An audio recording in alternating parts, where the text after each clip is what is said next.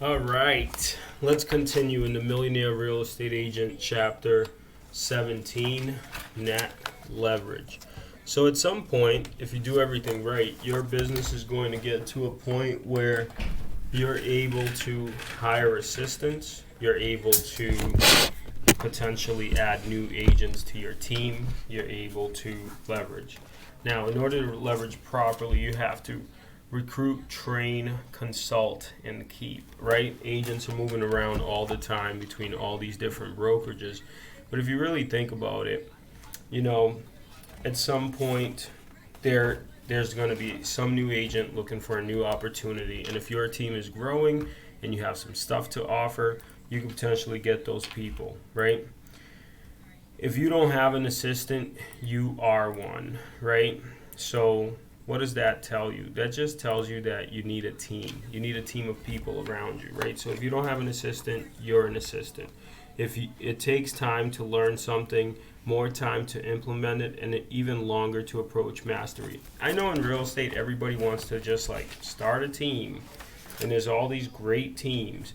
However, what I realized is starting a team in the beginning, not knowing much about business, you add people to your team and then they don't contribute, or you're doing it wrong, and then that is not good. So first, before you even start thinking about getting to this level in MREA, the net leverage, everybody wants to leverage, right? I want to work hard until I can hire a bunch of people, and then together we'll achieve more. However, your business has to be at a certain level for you to start really hiring and have the financial ability to hire your assistants and hire more leverage, and then have the operation manual and the system created in order to help your people, right? So key points to remember: learn to recruit talent, the right person for the job.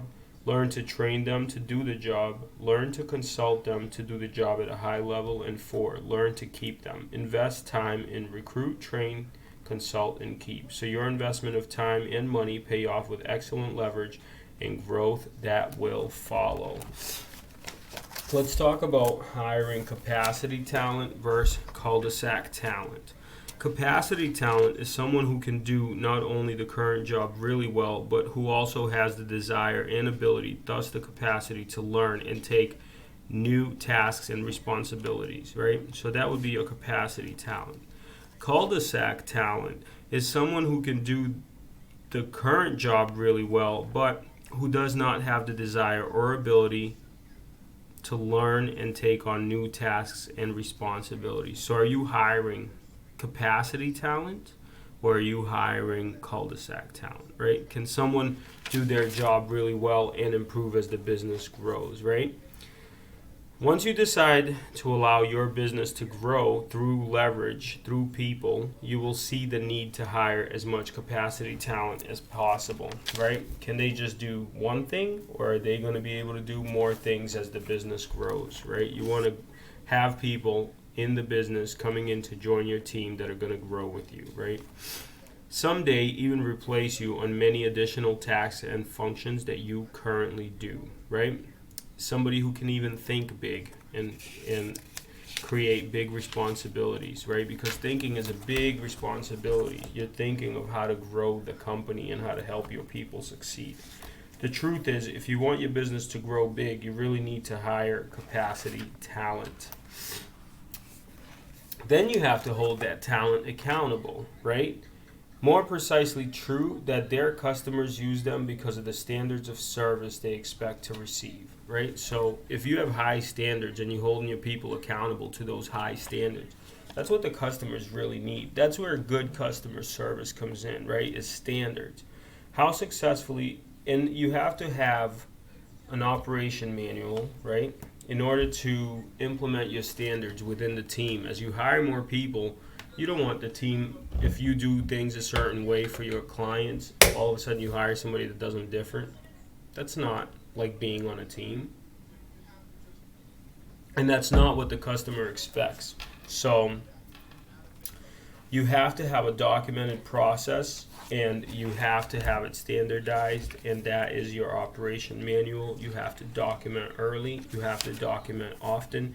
how does your business run, right? Like, how does DNA Realty Group run? What do we do that makes us us, that is unique? Those are our processes, procedures, and that's what we teach our people. It's not difficult. It just takes time that could be spent listing homes, right? So if you want to sell, I think you have to if you want to grow a team, you have to start really learning leadership. You have to start really learning to truly care about the people that are working in your organization, and start thinking about how you can help them grow and how you can get more people. But generally, you can't say to someone, document my systems, and expect to get a quality product in return, right? So when you hire your assistant, you have to sit with them and you have to come up with systems and documentations. What we do with buyers, with sellers, how do we talk to clients, how do we communicate, operations manual. You create that. And then when you hire people, you hold your people accountable, right? Set weekly appointments with individuals who report to you. Work from a specific job description. Work from a very specific goal worksheet, right? And then create teamwork with rock and roll attitude, right? So as you grow a team, you might have goals, but now you have a big team. So you gotta have big goals, right? So that'll be your big rock. Your big rock is say you want to do, I think we closed over 30 million last year. So say we want to do 80 million. Now that 80 million becomes the rock, right? And everybody on the team knows their role in order to get to the big rock of the 80 million, right? So rock and roll attitude. And the difference between a group and a team.